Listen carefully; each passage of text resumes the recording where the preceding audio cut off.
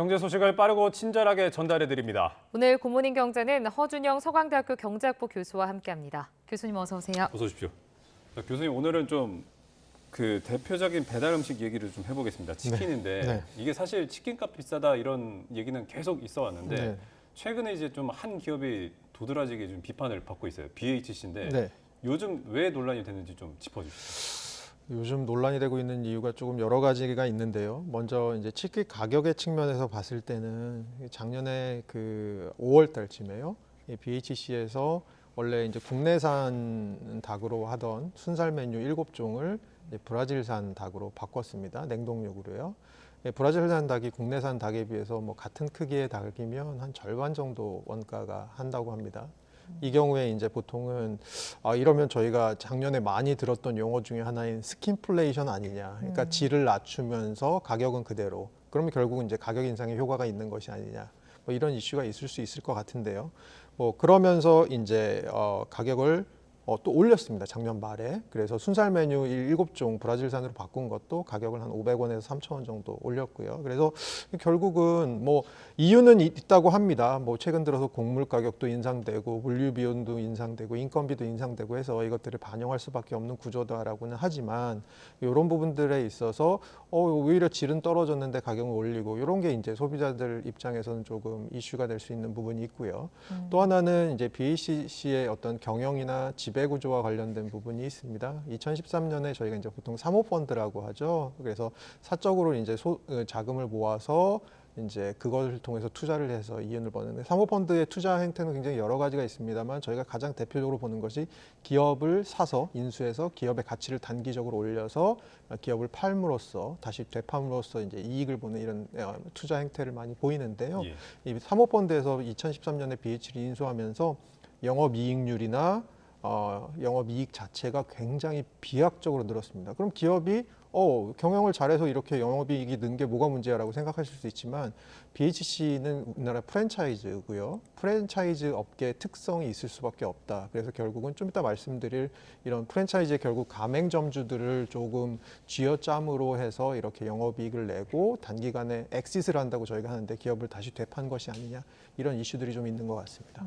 지금 BHC의 영업이익률을 좀 봤더니 굉장히 높더라고요. 그러니까 다른 타 치킨 브랜드에 비해서도 압도적으로 높고 또 조사를 해봤더니 첨단 산업의 핵심인 이 반도체보다도 영업이익률이 높다. 어마어마하게 높다는 생각이 좀 드는데 가격이 지나치게 비싸기 때문에 또 이렇게 이익률을 받는 거 아닐까요?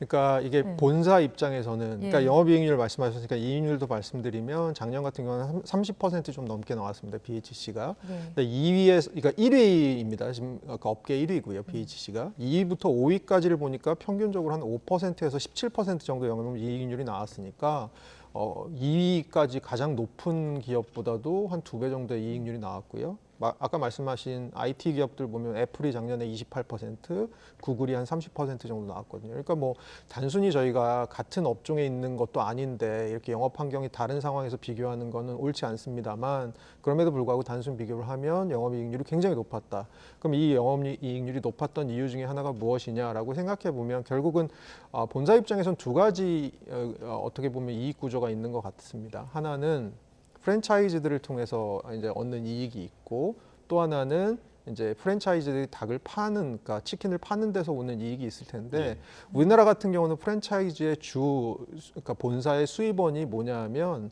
가맹점들에 대한 가맹비, 거기다 가맹점들이 새로 생길 때 인테리어비, 그리고 결정적으로 그 가맹점들에 계속해서 물류를 납품하지 않습니까? 예를 들어 닭고기를 납품하고 닭고기를 튀기는 기름을 납품하고 치킨물을 납품하고 이런 납품하는 데서 오는 마진이 있습니다. 근데 이런 마진율이 BHC 같은 경우는 경쟁 업체에 비해서 거의 한 2배 정도의 마진율이 프랜차이즈 마진율이 높은 상황입니다. 그러면 결국은 이것들을 보았을 때 조금 더 가맹주들을 그러니까 닭고기 가격, 그러니까 치킨 가격을 높게 받는 것이 어떻게 보면 가맹점주들에게 이렇게 그 원가 비용을 계속해서 전가하다 보니까 결국은 치킨 가격을 높지 않으면 가맹점주들도 어느 정도 이윤이 나지 않는 이런 상황 때문이 아닌가로 볼 수 있는 부분이 있는 것이죠. 자, 그러면 교수님 일단 아까 짚어주신 것처럼 BHC 최대 주주가 현재 MBK 파트너스입니다. 사모펀드. 근데 이제 사모펀드가 아까 말씀하신 것처럼 기업을 이제 싸게 인수해서 가치를 올린 다음에 다시 빠르게 파는 게 주요 수입원이라고 하셨는데 이게 좀 기업들이 어떤 이 프랜차이즈들의 이익 창출에만 몰두한다고 하는 지적에 대해서는 좀 어떻게 평가하십니까? 그러니까 기업이 이익을 창출하는 게 원래 기업의 역할이고요. 기업의 존재 이유고요.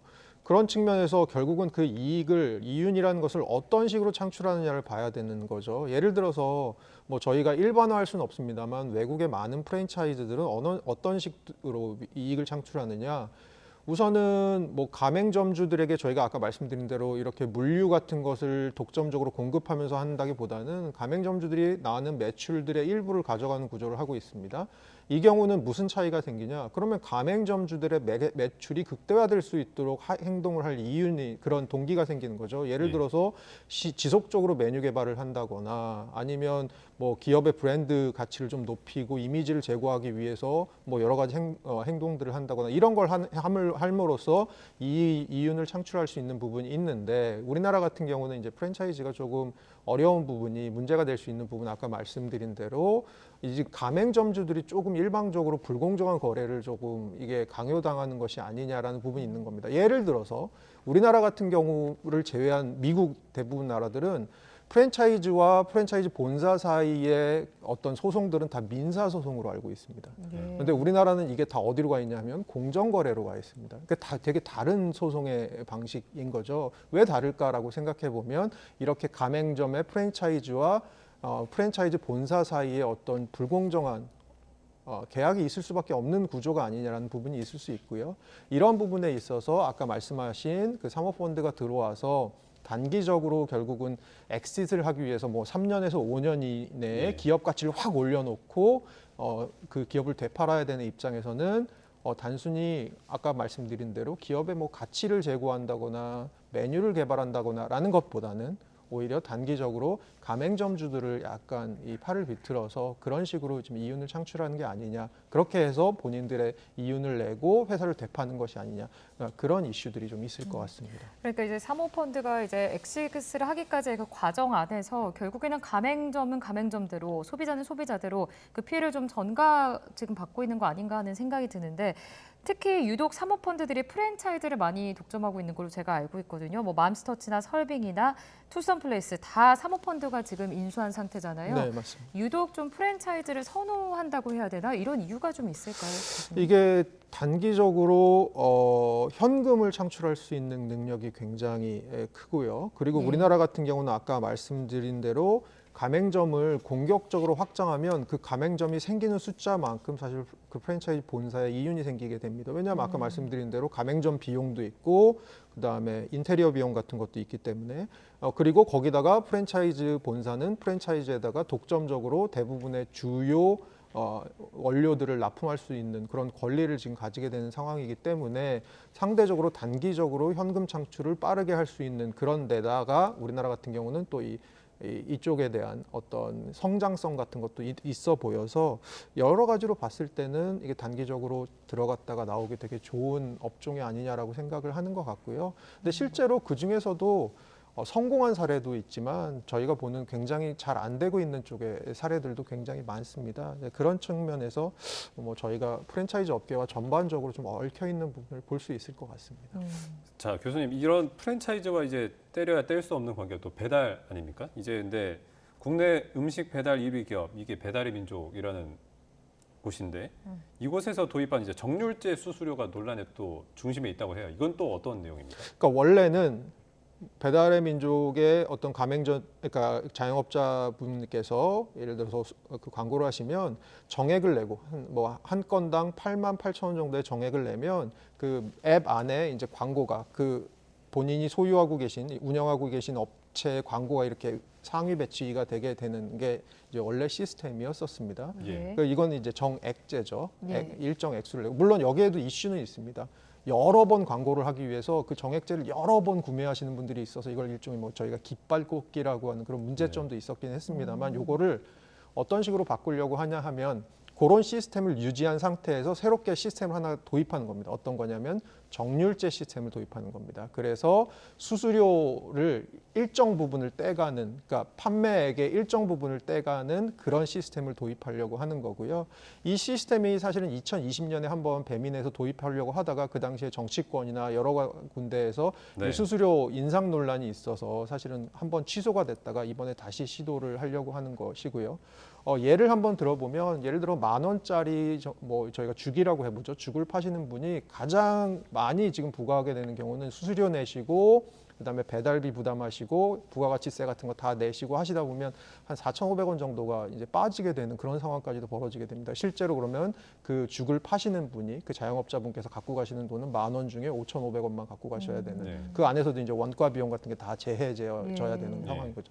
그런 식으로 지금 돌아가고 있는 부분이어서 이게 사실은 꼼수 인상 아니냐. 사실 저희가 여러 가지 기존에 그 플랫폼 기업들이 했던 기존에 없던 새로운 시스템들을 도입하면서 은근히 그 시스템으로 몰아가게 되면서 가격 인상이 되는. 예를 들어서 지금 말씀드린 것도 예전에 정액제 시스템을 아직도 이용하면 되지 않느냐라고 하면 정액제, 정률제가 있을 때 정률제가 들어오게 되면 어떤 문제가 또 벌어질 수 있냐면 정률제가 조금 더 비싼, 그러니까 한마디로 본사 입장에서는 더 돈이 되는 시스템이기 때문에 광고 배치를 위에다 해준다거나 노출을 더 시켜준다거나 그래서 사실은 그쪽으로 유도를 하게 될 수 있는 시스템입니다. 그런 측면에서는 이거는 결국은 자영업자분들의 또 다른 꼼수 비용 인상이 되게 되는 게 아니냐라는 이슈가 있습니다. 그러니까 결국엔 교수님 이렇게 듣다 보면 결국에 지금 이 부분에 있어서도 배달앱이 소상공인의 어떤 이익을 계속해서 좀 빨아들이고 있는 거 아닌가, 이게 지금 반복되는 거 아닌가 싶거든요. 네, 우리나라 같은 경우는 뭐 최근 들어서는 이제 코로나 이후에 한참 배달앱이 성장하다가 예. 최근 들어서 이제 성장률이 조금 성장세가 주춤하긴 했습니다만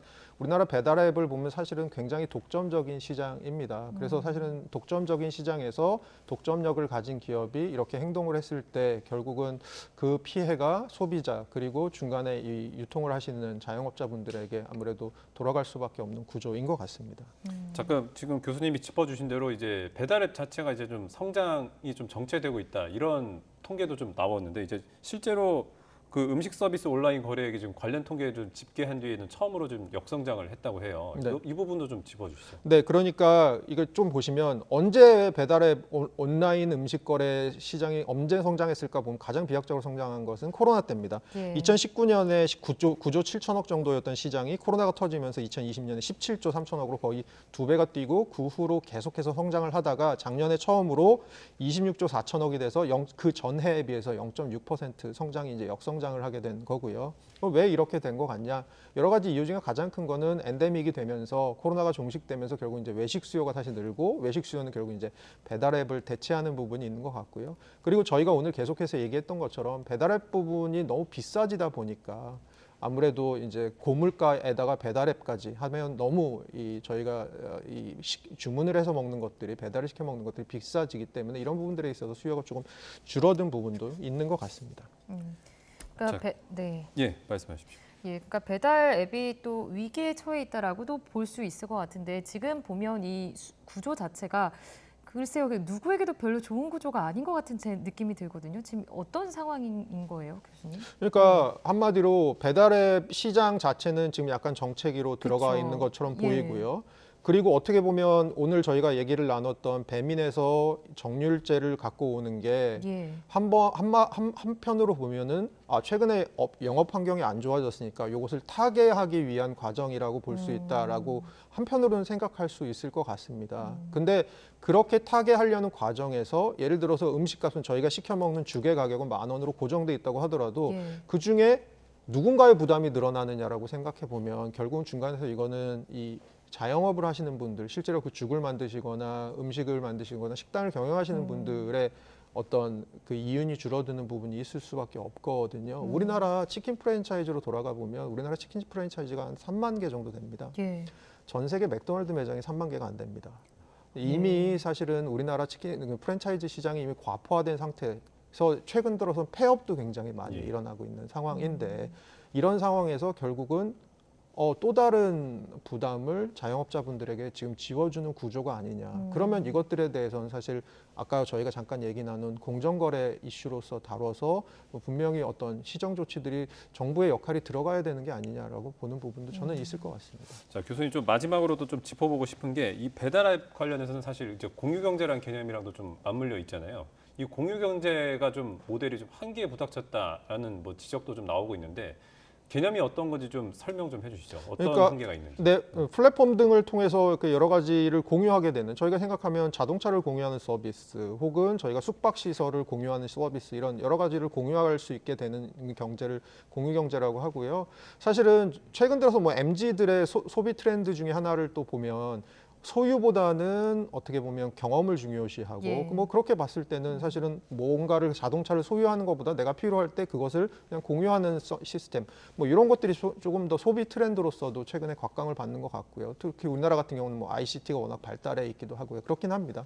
공유 경제가 얘기가 많이 되고 많이 발전해 오고 뭐 미국에서도 발전해 오고 우리나라에서 발전해 온 부분이 있지만 제가 얼마 전에 이제 그 포르투갈 분한테 얘기를 하나 들은 게 리스본에 집값이 엄청 많이 올랐답니다. 예. 그리고 그래서 서민들이 살 집이 별로 없어지고 있답니다. 왜 그러냐고 물어보니까 상대적으로 이제 포르투갈이 유럽에서는 좀 소득이 약한 데인데 소득이 좀 높은 나라에서 특히 날씨 안 좋은 스웨덴 같은 좀 나라에서 자꾸 이쪽에 와서 별장을 사기 시작한답니다. 네. 거기다가 플러스 날씨가 좋으니까 자꾸 기존에 렌트를 주던 집들을 이제 공유 경제를 통해서 외국에서 오는 관광객들에게 숙박 시설을 돌리게 되니까 거기 원래 사시던 주민들이 가실 데가 이제 없게 되는 예. 뭐 이런 일이 벌어지기도 합니다. 그러니까 공유 경제가 폐해가 있기도 하고요. 또 하나는 저희가 공유 경제 안에서 일하시는 플랫폼 안에서 일하시는 노동자분들의 생각도 좀 해야 되는데 그런 분들이 사실은 정당한 대우를 받고 안전한 환경에서 일을 하고 계시냐. 뭐 저희가 사실 비 오는 날 라이더분들 막 뭐 한편으로는 되게 시간 맞추시느라고 고생하시는 것도 뭐 또 한편으로는 또 저희가 보는 부분도 있지 않습니까? 예. 뭐 그런 부분들을 통해서 저희가 볼 수 있는 공유 경제의 또 그 그늘을 진 부분들에 대해서도 사실 저희가 좀 생각해 볼 부분이 있다고 생각합니다. 알겠습니다. 오늘 굿모닝 경제는 여기까지 듣겠습니다. 지금까지 허준영 서강대학교 경제학부 교수와 함께했습니다. 교수님 고맙습니다. 고맙습니다.